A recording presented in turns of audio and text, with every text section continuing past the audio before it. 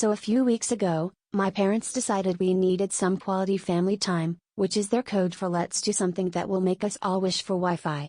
The plan, a wholesome weekend camping trip. I should have known things would get weird when Dad brought out a tent still in its original packaging from 1998 and a set of instructions written entirely in what I can only assume was IKEA SA. My sister, who thinks roughing it means staying at a 3-star hotel, was already looking up the nearest Starbucks on her phone. We arrived at the campsite, and our first task was assembling the tent. Sounds easy, right? Wrong. Within 10 minutes, we had managed to construct what looked less like a tent and more like modern art inspired by anxiety and regret. My mom started reading the instructions aloud, but with lines like insert pole C into flap Q, but only if the moon is waning. It quickly became a group improv session.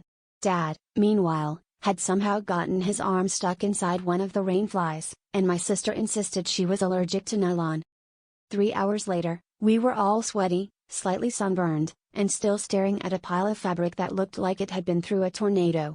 Tensions ran high. My dad kept muttering something about engineering failures. My mom tried to calm everyone by offering trail mix, which the raccoons promptly stole, and my sister claimed she saw a bear. It was a squirrel.